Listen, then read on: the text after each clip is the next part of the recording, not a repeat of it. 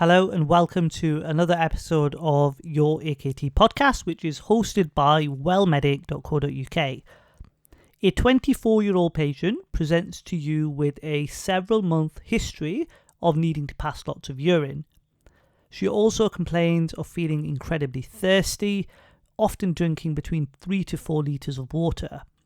You conduct an initial set of bloods, which include a normal full blood count, a normal renal profile, a normal bone profile, a normal HbA1c, and a normal liver profile. The urine dip is also conducted, and that's also normal. She then has her urine osmolality checked, which is low at 650, whereas a normal urine osmolality would be in excess of 800. What would be your differential diagnosis? Now, this is obviously a monster of a topic, is polyuria, especially when you start to dissect and divulge into osmolalities. Now, polyuria is a pretty common symptom, and we're very much geared towards thinking of diabetes as first line. But the key here is we know that this isn't diabetes, the patient has a normal HbA1c. So we start to think of other causes. So other endocrine causes other than diabetes would include cranial diabetes insipidus and Cushing's disease. You've got renal causes such as chronic kidney disease and nephrogenic diabetes insipidus. And then you've got drug-induced causes as well. So is this patient drinking in excess of alcohol?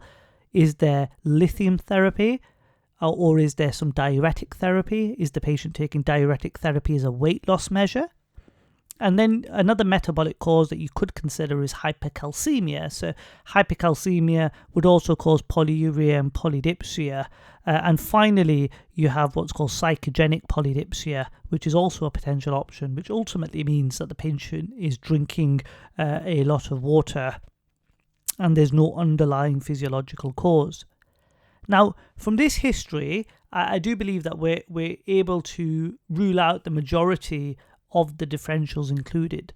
So based on the history, we do have a patient who's got a low urine osmolality, which ultimately means that the patient is unable to concentrate their urine. So they're passing large volumes of diluted urine. Now, the hormone that we need to think about in this scenario is ADH. Now, in its most simplest form, now I'm not going to go into any deep physiology here, but ADH is produced by the brain and it acts as the collecting ducts of the kidneys to resorb water. Now, cranial diabetes insipidus is where you have little ADH, and nephrogenic diabetes insipidus is where ADH can not act at the kidneys, so the collecting ducts do not respond to ADH.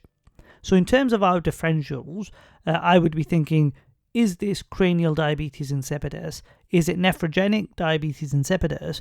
Or is this a psychogenic polyuria where the patient, or psychogenic polydipsia, where the patient does not have a physiological cause but is drinking much more than what they need to? I hope you found this helpful. In the next scenario, we're going to carry on with the theme of polyuria. This podcast is hosted by WellMedic.co.uk. We help GP trainees pass the AKT.